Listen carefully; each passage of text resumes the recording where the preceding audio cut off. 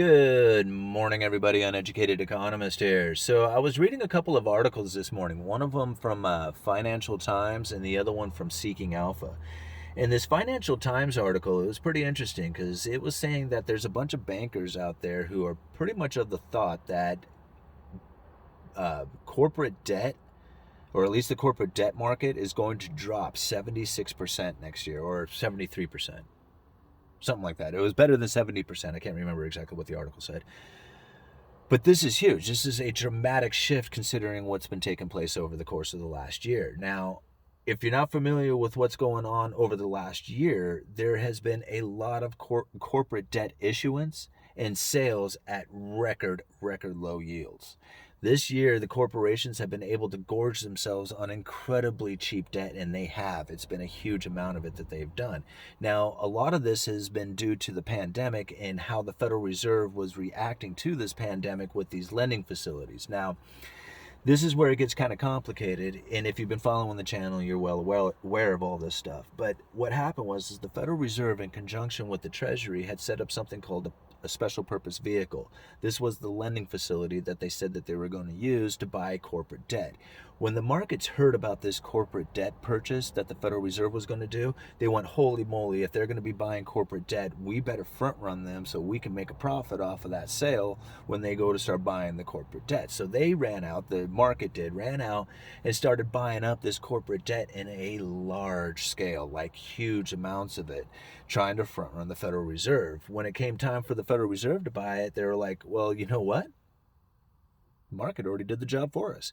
Just merely stating that they were going to be buying this corporate debt was enough to convince the markets to go out there and buy that corporate debt for them. And they were able to get the corporations funded, pretty much bailed out, and they didn't have to really do anything. I mean, they bought a little bit of corporate debt just to hold up that credible threat that they were going to do it, but they really didn't buy much at all, and not enough to be significant. The markets did that for them. They just convinced the markets to do it.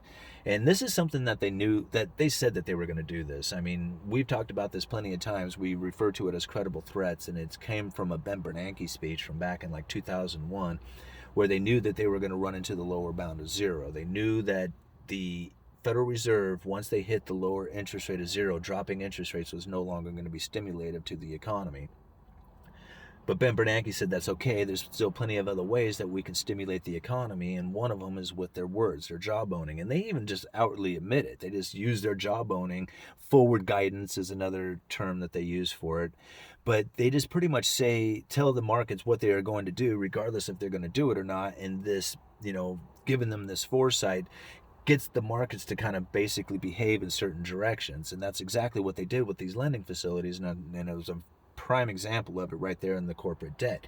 I mean, all they had to do is just tell the markets, hey, we are going to be buying corporate debt. And the markets went, yeah, buddy. And they ran out there and got ahead of them, trying to, pretty much front run them. The way Ben Bernanke described it in that speech was with a gold machine. And if a guy invented a gold machine that he could produce as much gold at will with very little cost or energy, and put that out onto the market, the moment that information got out to the investors and the market out there, the price of gold would immediately plummet on the market. Like the spot price would go to would drop dramatically, even before the guy produces a single ounce of gold. Just the credible threat alone that he could do this would be enough to convince the markets to start behaving in certain ways. And that's exactly what the Federal Reserve was doing with that corporate debt buying of with that lending facility. They weren't really trying to lend money to the corporations. They just wanted to convince everybody that they were going to be lending money to these corporations. Now, that leads me to think about that daisy chain of financial engineering from that Brian Reynolds interview, where the pension funds are funding, these corporations who are then buying their own stock. What happens when things start to turn, when all of a sudden these corporations are no longer able to get that funding? Now, they still need funding for operations, so either they have a profitable company, like, they borrowed all this money, they were able to put it into new buildings, equipment, employment, whatever it took in order to make their company profitable again, and now with this profit, they're able to pay back their debts.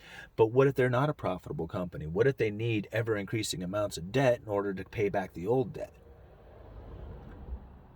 What if that's the case? What if they can't sell new debt? What if the new debt is too expensive? Like, the investors are like, nope, you're too risky, and there is far too little liquidity out here for me to be lending it to you at such a low interest rate. You're going to have to either give up a little bit higher yield or what? What are you going to do?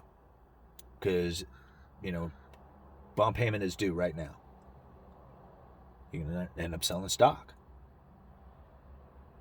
And that's what kind of worries me when I hear these bankers talk about how there's going to be a 70% drop in corporate debt sales. And I'm thinking, no, you can't.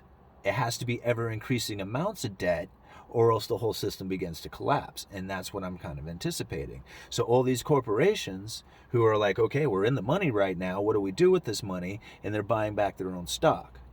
And that's where it's starting to find it. You can see it in that Seeking Alpha article. Now, if you go and read that, it shows that there was a huge drop-off in the amount of stock buybacks taking place, but it's starting to increase.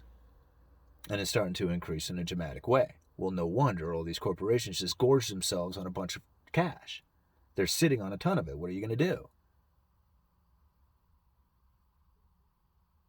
It's going to be interesting here coming up into the future. I think about that. I think about what the Federal Reserve was doing, what they're doing right now, what they're anticipating going into the future, and it just seems to me that they are going to be reliant on fiscal policy. We talked about it already, that it takes, the monetary policy has pretty much become ineffective once they run into the lower bound of zero. The only thing they really have now is balance sheet expansion and the composition of their balance sheet, the way they describe it. And ultimately, right now, the only thing they really hold is treasuries and mortgage-backed securities. And if we continue on this mortgage-backed security purchases like they are with the $40 billion a month, what they're pretty much going to have to do, houses are going to become pretty much unaffordable, which they already have. Lumber prices are not coming down. It does not appear to me that we will ever see cheap lumber again. I don't get it. I don't understand why. There's plenty of trees out there. 2 years ago, there was plenty of cheap lumber. But today, all of a sudden, there's not enough. And fires and bugs and all the infestations and trades and everything else is what's screwing it all up. But it doesn't negate the fact that there was mills and there's trees and there's a demand. And here it is. We got lumber at an incredibly high price. It's going to be at its all-time high, and it's going to continue into new all-time highs soon, if things continue the way they are. So I'm going to leave links down in the description for you guys for the Financial Times article talking about the massive drop in corporate debt issuance next year. I will leave the Seeking Alpha article talking about the huge increase in stock buybacks.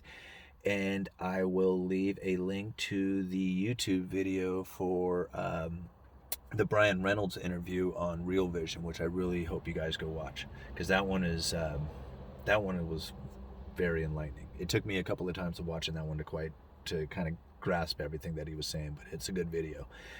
So anyway, I guess that's all I have for this one. Uneducated Economist. You guys let me know.